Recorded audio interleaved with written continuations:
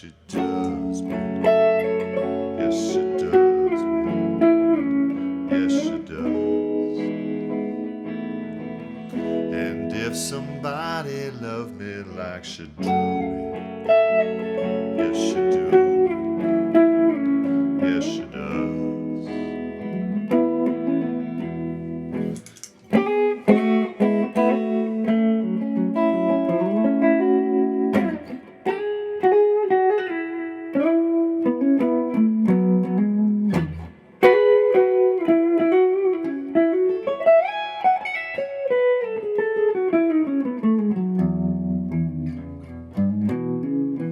I'm in love for the first time. Don't you know it's gonna last? It's love that lasts forever. It's a love that has no past.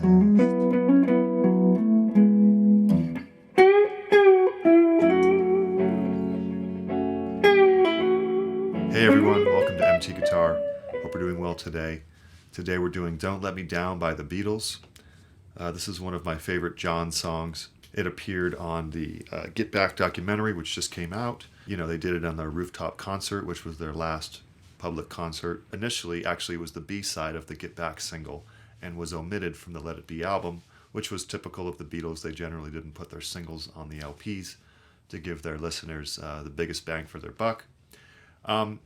But then it did appear on the Let It Be Naked album, which was a remake of that album without Phil Spector's slightly ridiculous production. So the Let It Be Naked is generally considered to be a much better album anyway than the initial Let It Be.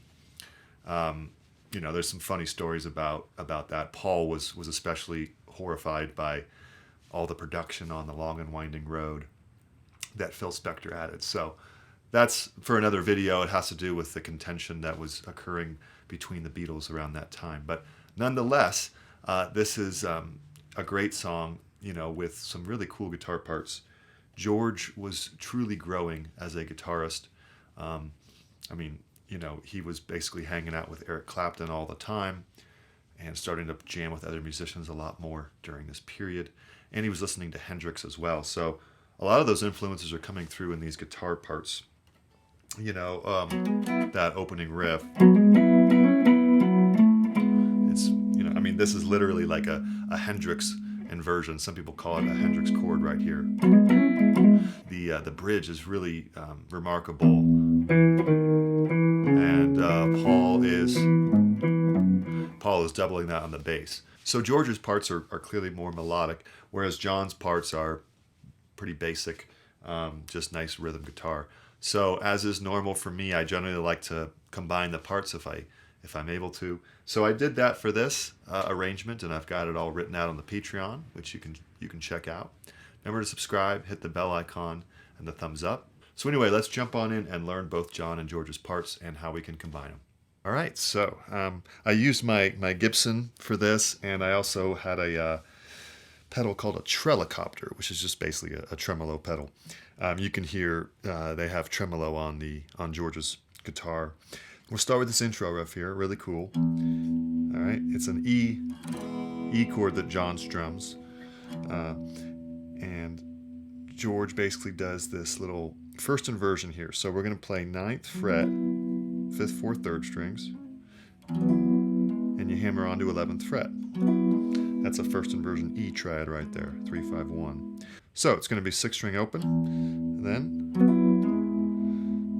hammer on to 11th fret, 4th string. Now a hammer on the 4th and 3rd strings to 11th fret. Sorry, on the 4th string, back to 9, and then 9, 12, back to 11 for your first inversion triad. So the whole thing would be, and then Paul plays an E bass, so you might as well throw that in as well. So the whole thing would be like this.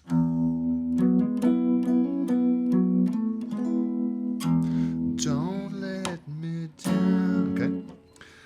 So that'll reappear throughout the song, especially after the chorus phrases. All right, so then the chorus, we're going to go back to John's part. George is going to George is going to be strumming up here really subtly, and as any good lead guitar player, he's sort of staying out of the way while John's singing and just sort of lightly palm muting, just barely playing that there. So I recommend going to John's part here.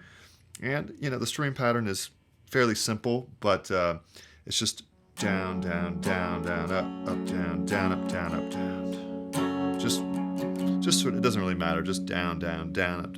Basically, John's just doing a double time 16th note kind of thing here.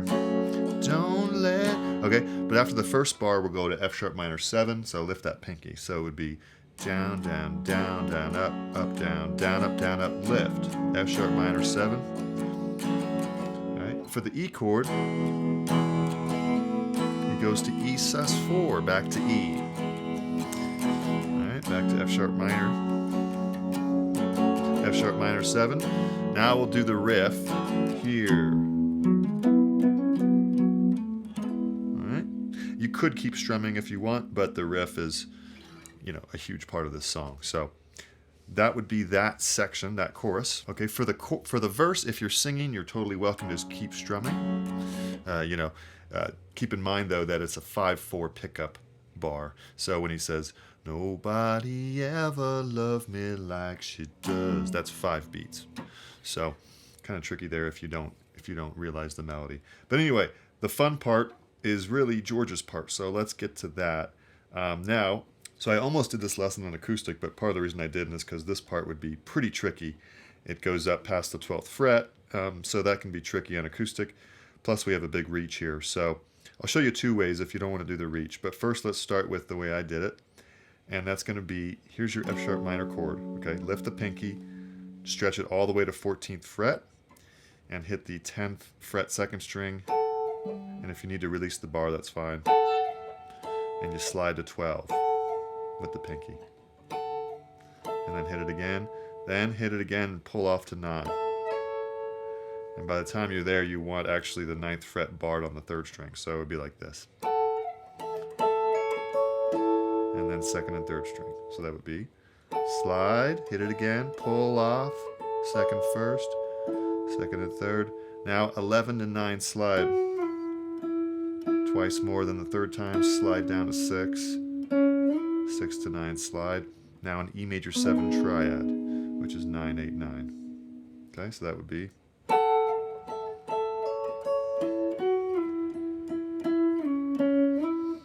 Just beautiful part. A little tricky, so. And he goes to an A major triad. Let's try that whole line nice and slow. I'm going to count to 5. 3, 4, 5.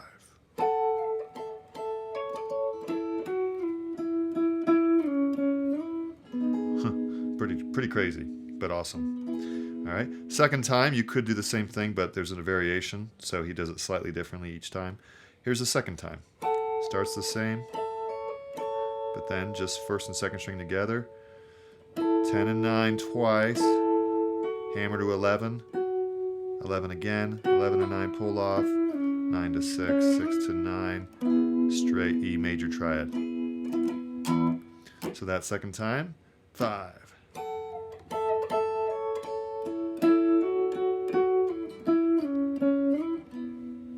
Okay. Really cool part. Again, if you want to just strum and just be like playing John's part, that's fine too. Okay. Then the chorus. All right. Don't let me down. Or you could be up here. Either one. Now, if you don't want to do the stretch on that verse, by the way, you could do this. 14 and 14. And then back to your original part. So you would avoid this stretch here. 14 and 14, 1st and 3rd strings. Slide to 12, 1st string. Then back to what I taught you. If you play a little differently than what's written, that's fine too, because that's what George did. All right, then chorus, the same as before. Then we go to a bridge.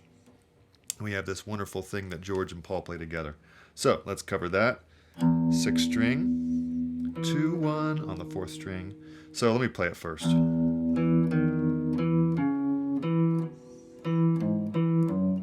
Okay, so the 2nd fret, 4th string is the pedal tone we keep returning to. 6th string open, 2, 1, 2, 4, 2 2 2 4 2 2 2.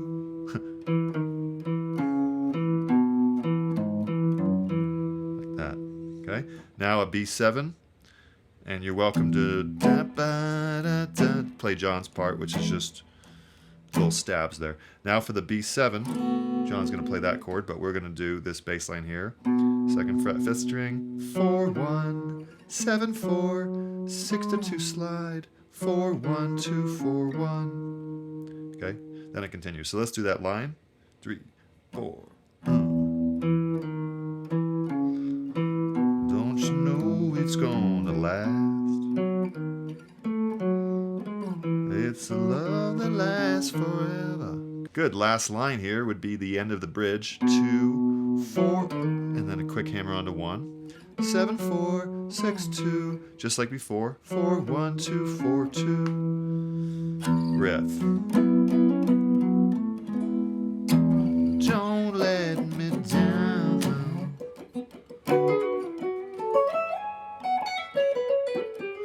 This is a fun song to improvise over. So those are the parts, but I would try to mess around on an E major scale over this song.